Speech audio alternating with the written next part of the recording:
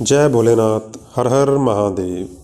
नारद जी ने ब्रह्मा जी से पूछा कि जिस पुत्र की उत्पत्ति के लिए भगवान शिव और पार्वती जी का विवाह हुआ, वह पुत्र किस प्रकार उत्पन्न हुआ और तारकासुर का वध कैसे हुआ।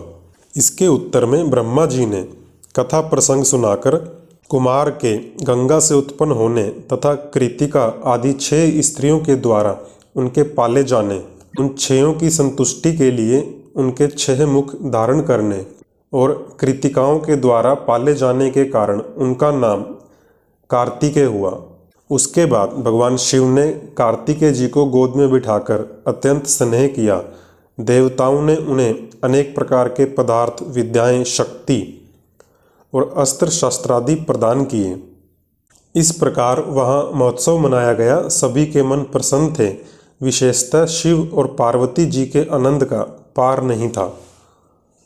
इसी बीच देवताओं ने भगवान शिव से कहा कि कार्तिकेय का जन्म तारकासुर के वध के लिए हुआ है, अतः आप कार्तिकेय जी को आज्ञा दीजिए। हम लोग आज ही अस्त्र शस्त्र से सुसज्जित होकर तारकासुर को मारने के लिए रण यात्रा करेंगे।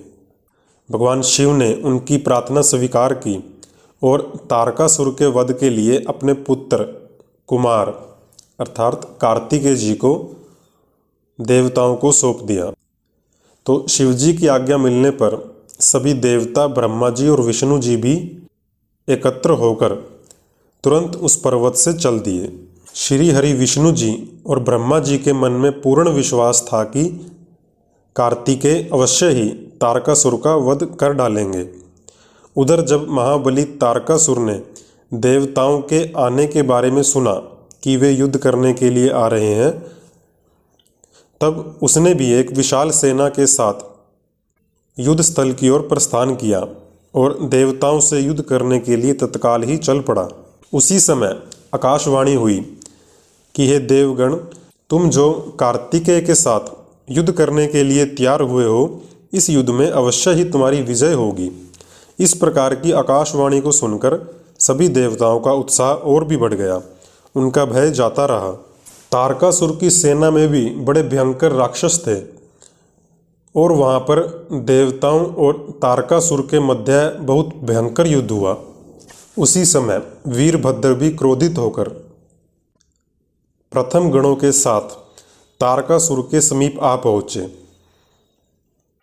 वीरभद्र, जो भगवान शिव के क्रोध से उत्पन्न हुए थे, उन्होंने समस्त देवताओं को पीछे करके युद्ध की अभिलाषा से स्वयं तारकासुर के सामने खड़े हो गए।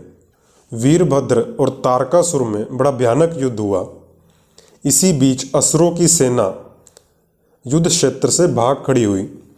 इस प्रकार अपनी सेना को तितर बितर हुआ देख उसका नायक तारकासुर क्रोध से भर गया और उसने 10,000 भुजाएं धारण कर ली और देवताओं को मारने के लिए तैयार हो गया।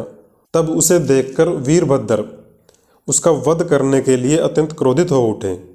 उसी समय कार्तिकेय जी ने वीरभद्र को रोक दिया और अपने स्वामी की आज्ञा से वीरभद्र उस युद्ध से हट गए। इसी बीच में भगवान विष्णु ने अपने सुदर्शन चक्र से तारकासुर पर आक्रमण कर दिया और देखते ही देखते तारकासुर और विष्णु जी में बड़ा भयंकर महायुद्ध छिड़ गया।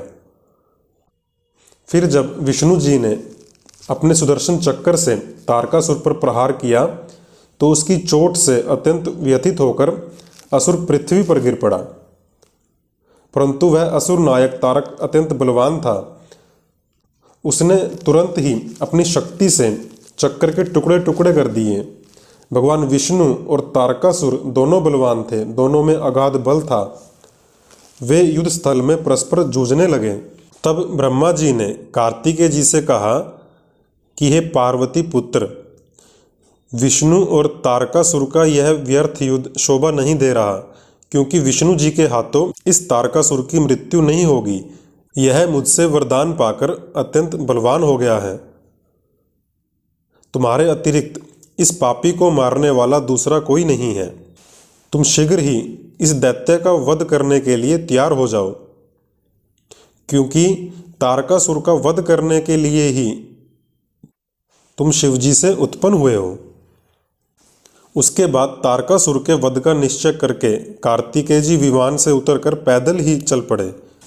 उनके मन में तनिक भी व्याकुलता नहीं थी। वे परम प्रचंड और अप्रमेय बलशाली थे। उन्हें आता देख तारकासुर बोला कि क्या शत्रुओं का संहार करने वाला कार्तिकेय यही है? मैं अकेला ही इसके साथ युद्ध करूंगा और मैं ही समस्त वीरों, प्रथम गणों तथा लोकपालों और देवताओं को भी मार डालूंगा। इसके बाद कार्तिकेय जी और तारकासुर में भयंकर युद्ध हुआ। उस समय सभी देवता, गंधर्व सभी चुपचाप खड़े होकर वह दृश्य देखते रहे। इसी अवसर पर हिमालय आदि पर्वत स्नेहाभिभूत होकर कुमार की रक्षा के लिए वहां आए। तब उन पर्वतों को भयभीत देखकर कार्तिकेय जी बोले कि तुम्हें किसी प्रकार की चिंता नहीं करनी चाहिए। मैं आज ही तुम सबके सामने इस पापी का काम तमाम कर दूंगा। ऐसा कहते हुए कार्तिकेय जी ने तारकासुर का वध करने की इच्छा से शक्ति हाथ में ली और उस शक्ति के प्रहार से तारकासुर के सभी अंग छिन्न भिन्न हो गए और वह असुर गणों का अधिपति महावीर तारकासुर वहीं धराशायी हो गया। उसके बाद युद्ध में बचे हुए असुरों ने भयभीत होकर हाथ जोड़ लिए और कार्तिकेय जी के चरणों में गिर गए कि हमारी रक्षा कीजिए। इस प्रकार वह सारी दैत्य सेना वहां पर नष्ट हो गई। कार्तिकेय जी के विजयी हो जाने पर भगवान शिव और माता पार्वती भी वहां पधारे और सभी देवताओं ने शिवजी और पार्वती जी पर पुष्प की वर्षा की। इसके बाद ब्रह्मा जी कहते हैं कि युद्ध समाप्त होने के बाद कार्तिकेय जी अपने माता पिता शिवजी और पार्वती जी तथा अन्य देवताओं के साथ कैलाश पर्वत पर पहुंच गए। इस अवसर पर देवताओं को परम आनंद प्राप्त हुआ क्योंकि उन्हें तारकासुर के भय से मुक्ति मिल गई और वे शिवजी, पार्वती जी और कार्तिकेय जी के यश का बखान करते हुए अपने अपने लोक को चले गए। और उसके बाद शिवजी और पार्वती जी कार्तिकेय जी और अन्य गणों के साथ आनंदपूर्वक उस पर्वत पर निवास करने लगे। इस कथा को सुनने के बाद नारद जी ब्रह्मा जी से बोले कि आपने मुझे कार्तिकेय जी के उत्तम और अद्भुत वृतांत को कहकर सुनाया है। अब मेरी गणेश जी के उत्तम चरित्र को सुनने की इच्छा है। अतः आप उनका जन्म वृतांत और दिव्य चरित्र, जो संपूर्ण मंगलों के लिए भी मंगलकारी स्वरूप है, वर्णन कीजिए। इसके बाद ब्रह्मा जी गणेश जी के जन्म वृतांत के बारे में बताते हुए बोले कि एक समय की बात है, माता पार्वती जी की जया और विजया नाम वाली सखियां उनके पास आकर उनसे बोली कि सखी, सभी गण शिव के ही हैं। नंदी, भृंगी आदि जो हमारे हैं वे भी शिव की आज्ञा में ही तत्पर रहते हैं और जितने भी असंख्य प्रथम गण हैं उनमें से भी कोई हमारा नहीं है। वे तो सब शिव जी के द्वार पर ही खड़े रहते हैं। यद्यपि वे हमारे भी हैं लेकिन हमारा उनसे मन नहीं मिलता। इसीलिए आपको भी हमारे लिए एक गण की रचना करनी चाहिए। शिव पत्नी पार्वती जी के मन में ऐसा विचार आया कि मेरा भी कोई एक ऐसा सेवक होना चाहिए जो परम शुभ, कार्यकुशल और मेरी ही आज्ञा में तत्पर रहने वाला हो और मेरी सेवा से तनिक भी विचलित होने वाला न हो। यूं विचार करके माता पार्वती जी ने अपनी शक्ति से एक ऐसे चेतन पुरुष का निर्माण किया जो संपूर्ण शुभ लक्षणों से संयुक्त था। उसके सभी अंग सुंदर और दोष रहित थे। उसका शरीर विशाल, परम शोभायमान और महान बल पराक्रम से संपन्न था। देवी ने उसे अनेक प्रकार के वस्त्र और अनेक प्रकार के आभूषण बहुत सा आशीर्वाद देकर कहा कि तुम मेरे पुत्र हो, मेरे अपने ही हो। पार्वती जी के ऐसा कहने पर उस पुरुष ने नमस्कार किया और बोला, अर्थात गणेश जी ने माता पार्वती जी को नमस्कार किया और बोले कि माँ, आज आपको कौन सा कार्य आ पड़ा है? आपका जो भी कार्य होगा मैं उसे पूरा करूँगा। गणेश जी के यूँ पूछने पर माता पार्वती जी ने अपने पुत्र से कहा कि तुम मेरे पुत्र हो और आज से तुम मेरे द्वारपाल हो जाओ। मेरी आज्ञा के बिना कोई भी हठ पूर्वक मेरे महल के भीतर प्रवेश न करने पाए। चाहे वह कोई भी हो, कहीं से भी आए। यूं कहकर माता पार्वती जी ने गणेश जी के हाथ में एक सुदृढ़ छड़ी दे दी और उस समय उनके सुंदर रूप को निहार कर माता पार्वती जी हर्षमग्न हो गई। उन्होंने प्रेम पूर्वक अपने पुत्र का मुख चूमा और फिर उन्हें द्वार पर स्थापित कर दिया और माता पार्वती जी की आज्ञा पाकर गणेश जी हाथ में छड़ी लेकर गृह द्वार पर पहरा देने लगे। उधर माता पार्वती जी अपने पुत्र गणेश को दरवाजे पर नियुक्त करके स्वयं सखियों के साथ स्नान करने लगी। इसी समय भगवान शिव, जो अनेक प्रकार की लीलाएं करने में निपुण हैं, द्वार पर आ पहुंचे। लेकिन गणेश जी तो शिव जी को पहचानते नहीं थे, क्योंकि माता पार्वती जी ने उन्हें अपनी शक्ति से उत्पन्न किया था। तो वे बोल उठे कि माता की आज्ञा के बिना आप अंदर नहीं जा सकते। यूं कहकर गणेश जी ने उन्हें रोकने के लिए हाथ में छड़ी ले ली। उन्हें ऐसा करते देख शिव जी बोले कि हे मूर्ख, तू किसे रोक रहा है? तू नहीं जानता मैं कौन हूँ। फिर शिव जी के कहने पर अनेक गणों ने उन्हें समझाने की कोशिश की और वे बोले कि हम शिवगण ही मुख्य द्वारपाल हैं और तुम्हें भगवान शिव की आज्ञा से हटाने के लिए यहाँ आए हैं। तुम गण हो, इसीलिए हमने तुम्हें नहीं मारा, अन्यथा तुम कब के मारे गए होते। इसीलिए तुम स्वयं ही अब यहाँ से दूर हट जाओ। गणों के द्वारा इतना कुछ कहे जाने पर भी गणेश जी बिना किसी भय के वहीं पर खड़े रहे। उन्होंने शिवगणों को फटकारा और दरवाजे को नहीं छोड़ा। उसके बाद सभी शिवगणों ने शिव जी के पास जाकर सारा वृतांत उन्हें सुनाया। तब शिव जी बोले कि यह कौन है जो शत्रु की भांति द्वार पर खड़ा है? तुम इस नवीन अर्थात नए द्वारपाल को दूर भगा दो। तुम मुझे उसका वृतांत क्यों सुना रहे हो? उसके बाद शिव जी के प्रथम गणों ने अपनी शक्ति से पता लगाया कि ये तो पार्वती जी के पुत्र हैं तथा द्वारपाल के रूप में बैठे हैं। तब भगवान शिव ने लीला करनी चाहिए, क्योंकि जिसके भी मन में अभिमान होता है भगवान शिव उसके अभिमान को दूर करते हैं। तो वे अपने प्रथम गणों के अभिमान को भी दूर करना चाहते थे। इसीलिए उन्होंने गणों को गणेश जी से भीषण युद्ध करने के लिए कहा। पर गणेश जी तो माता पार्वती जी की शक्ति से उत्पन्न हुए थे, अतः सभी गण मिलकर भी गणेश जी को पराजित न कर सके और महादेव जी ने त्रिशूल से गणेश जी का सिर काट दिया। जब यह समाचार माता पार्वती जी को मिला तो वे क्रोधित हो गई और उन्होंने बिना सोचे विचारे ही बहुत सी शक्तियों को उत्पन्न किया और उन्हें प्रलय करने की आज्ञा दी। जैसे ही वह शक्तियां उत्पन्न हुई, सभी शिवगण भयभीत हो गए और भागकर दूर जा खड़े हुए और वह शक्तियां प्रलय मचाने लगी।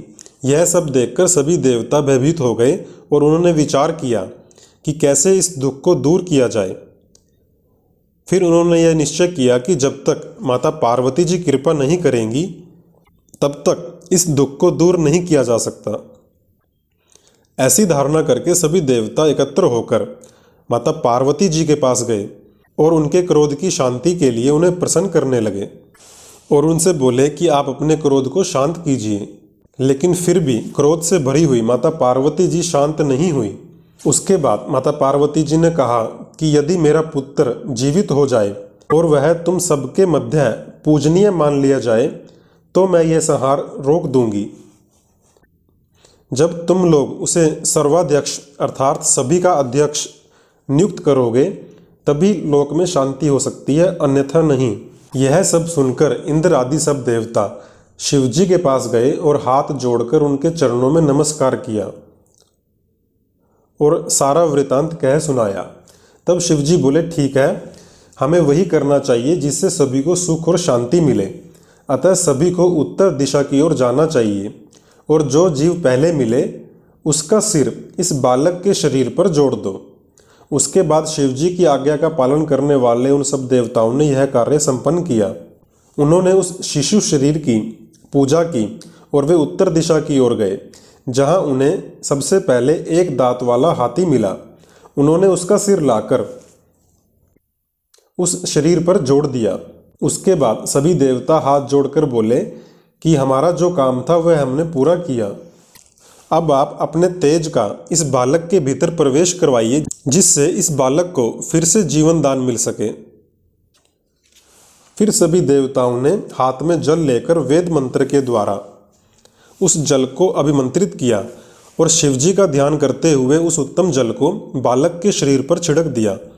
उस जल का स्पर्श होते ही वह बालक शिव की इच्छा से शीघ्र ही चेतना युक्त होकर जीवित हो गया और सोए हुए बालक की तरह उठकर बैठ गया। वह सौभाग्यशाली बालक अत्यंत सुंदर था। उसका मुख हाथी का सा था, शरीर का रंग हरा लाल था, चेहरे पर प्रसन्नता खिल रही थी। अपने पुत्र को जीवित देखकर माता पार्वती जी परम प्रसन्न हुई। जब पार्वती पुत्र गणेश जी जीवित हो उठे, तब सभी गणनायक देवों ने उनका अभिषेक किया तथा माता पार्वती जी ने प्रसन्न होकर अपने पुत्र गणेश को अनेक प्रकार के वस्त्र और आभूषण प्रदान किए।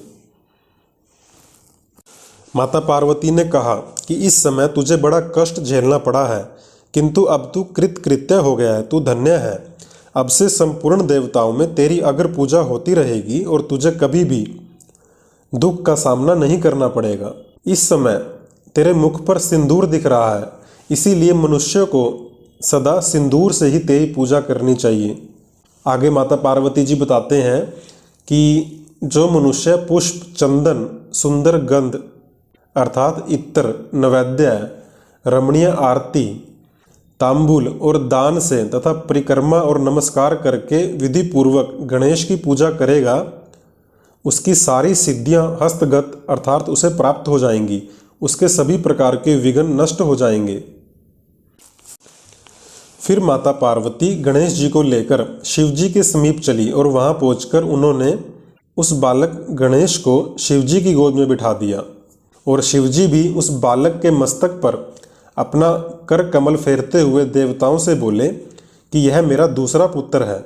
उसके बाद गणेश जी ने भी उठकर शिव जी के चरणों में अभिवादन किया। उसके बाद ब्रह्मा जी, विष्णु जी, नारद जी और सभी ऋषियों को भी प्रणाम किया और बोले कि यूं अभिमान करना मनुष्यों का स्वभाव है, अतः आप लोग मेरा अपराध क्षमा करें। उसके बाद ब्रह्मा जी, विष्णु जी और महादेव जी ने उन्हें उत्तम वर प्रदान करते हुए कहा कि जैसे तीनों लोकों में हम तीनों देवों की पूजा होती है, उसी तरह सभी को गणेश जी का भी पूजन करना चाहिए। सभी मनुष्यों को चाहिए कि पहले गणेश जी की पूजा करें, उसके बाद हमारी पूजा करें। ऐसा करने से हमारी पूजा संपन्न हो जाएगी। यदि किसी ने पहले गणेश जी की पूजा न करके अन्य किसी देवता का पूजन किया तो उस पूजन का फल नष्ट हो जाएगा। इस प्रकार सभी देवताओं ने मिलकर गणेश जी को सभी का अध्यक्ष घोषित कर दिया। इस प्रकार कैलाश पर्वत पर भगवान शिव, माता पार्वती, गणेश जी और कार्तिकेय जी विहार करने लगे अर्थात रहने लगे। फिर एक दिन भगवान शिव और माता पार्वती जी के मन में अपने पुत्रों के विवाह का विचार आया। जब उन्होंने अपना यह विचार गणेश जी और कार्तिकेय जी के आगे रखा तो दोनों पुत्रों के मन में भी विवाह की इच्छा हुई, पर उन दोनों में इस बात में परस्पर विवाद हो गया कि गणेश जी तो बोले कि पहले मैं विवाह करूंगा और कार्तिकेय जी बोले पहले मैं विवाह करूंगा।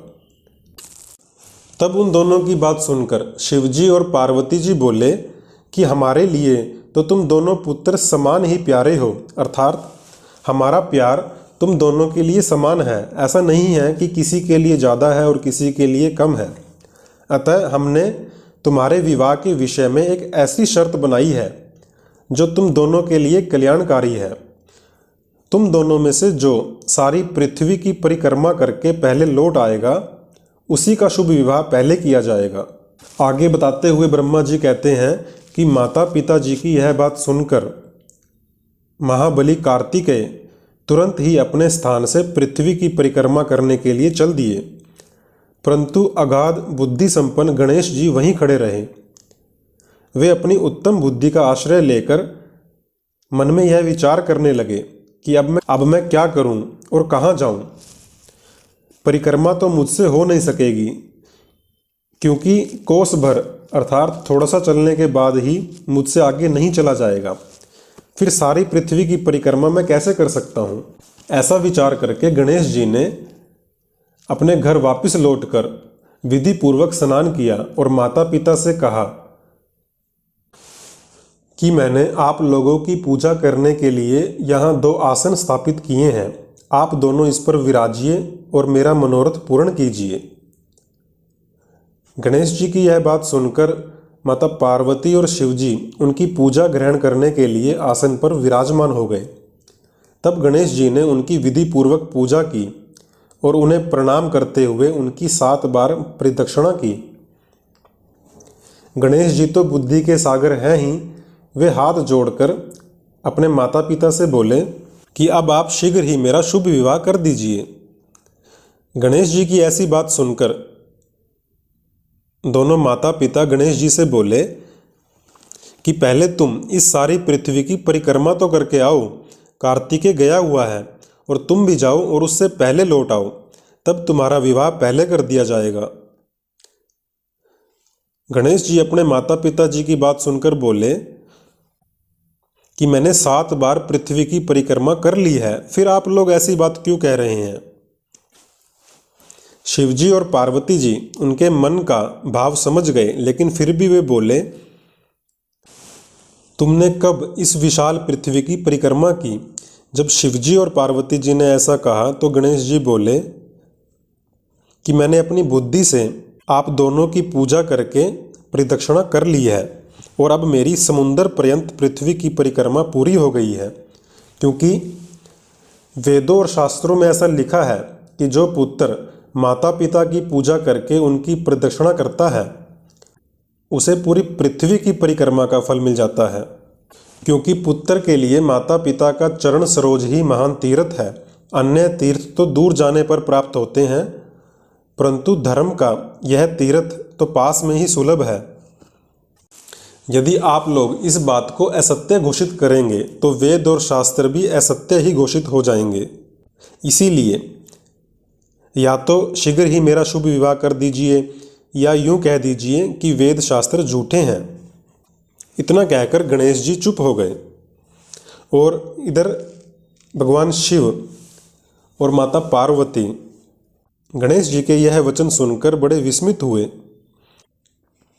और वे अपने पुत्र गणेश की प्रशंसा करते हुए बोले कि बेटा, तू महान आत्म बल से संपन्न है, तुमने जो बात कही वह बिल्कुल सत्य है। दुख का अवसर आने पर जिसकी बुद्धि विशिष्ट हो जाती है उसका दुख उसी प्रकार विनष्ट अर्थात खत्म हो जाता है जैसे सूर्य के उदय होते ही अंधकार। जिसके पास बुद्धि है वही बलवान है, बुद्धिहीन के पास बल कहाँ। उसके बाद भगवान शिव और पार्वती जी ने 2 सुंदर कन्याएं जिनका नाम सिद्धि और बुद्धि था, दोनों के साथ हर्षपूर्वक गणेश जी का विवाह संस्कार संपन्न कराया। इस अवसर पर संपूर्ण देवता प्रसन्न होकर पधारे और सभी देवताओं को परम हर्ष प्राप्त हुआ। कुछ काल के पश्चात गणेश जी और उनकी दोनों पत्नियों से 2 दिव्य पुत्र उत्पन्न हुए। उसमें गणेश जी की पत्नी सिद्धि के गर्भ से शेम नामक पुत्र पैदा हुआ और बुद्धि के गर्भ से जिस सुंदर पुत्र ने जन्म लिया उसका नाम लाभ हुआ। इस प्रकार गणेश जी अपने पुत्र और पत्नियों के साथ रहते हुए निवास करने लगे और उसके बाद शिव जी के पुत्र कार्तिकेय जी पृथ्वी की परिक्रमा करके लौटे। तब नारद जी ने उन्हें सारा वृतांत सुनाया, जिसे सुनकर कार्तिकेय जी के मन में बड़ा क्रोध हुआ और वह इतने क्रोधित हुए कि क्रौंच पर्वत की ओर चले गए तथा अपने माता पिता शिवजी और पार्वती जी के कहने पर भी नहीं रुके। उसी दिन से कार्तिकेय जी का नाम कुमारतव प्रसिद्ध हुआ। कार्तिकेय जी का यह नाम शुभदायक, सर्व पापहारी, पुण्यमय और ब्रह्मचार्य की शक्ति प्रदान करने वाला है। कार्तिक की पूर्णिमा को सभी देवता, ऋषि, तीर्थ और मुनि सदा कुमार जी का दर्शन करने के लिए क्रौंच पर्वत पर जाते हैं। इधर अपने पुत्र से बिछड़ जाने पर माता पार्वती जी को बड़ा महान दुख हुआ। उन्होंने शिवजी से कहा कि आप मुझे उस पर्वत पर लेकर चलिए। तब अपनी पत्नी पार्वती जी को सुख देने के लिए भगवान शिव अपने एक अंश से उस पर्वत पर गए और सुखदायक मल्लिकार्जुन नामक ज्योतिर्लिंग के रूप में वहां प्रतिष्ठित हो गए। वे सत्पुरुषों की गति तथा अपने सभी भक्तों के मनोरथ पूर्ण करने वाले हैं। वे आज भी शिवा के साथ अर्थात माता पार्वती जी के साथ उस पर्वत पर विराजमान है। ब्रह्मा जी नारद जी को बताते हुए कहते हैं कि भगवान शिव और माता पार्वती भी पुत्र स्नेह से प्रत्येक त्योहार पर कार्तिकेय जी को देखने के लिए जाते हैं। अमावस्या के दिन भगवान शिव स्वयं वहां पधारते हैं और पूर्णिमा के दिन माता पार्वती जी वहां जाती हैं। उसके बाद ब्रह्मा जी नारद जी से कहते हैं कि तुमने मुझसे जो कार्तिकेय जी और गणेश जी का वृतांत पूछा था वह सब मैंने तुम्हें कह सुनाया। इसे सुनकर बुद्धिमान मनुष्य समस्त पापों से मुक्त हो जाता है और उसकी सभी शुभ कामनाएं पूर्ण हो जाती हैं। जो मनुष्य इस चरित्र को पढ़ता अथवा पढ़ाता है एवं सुनता अथवा सुनाता है, निसंदेह उसके सभी मनोरथ सफल हो जाते हैं। अतः निष्काम भक्तों को सदा इसका श्रवण करना चाहिए। इस प्रकार हमने रुद्र संहिता का कुमार खंड संपूर्ण किया। जय भोलेनाथ। हर हर महादेव।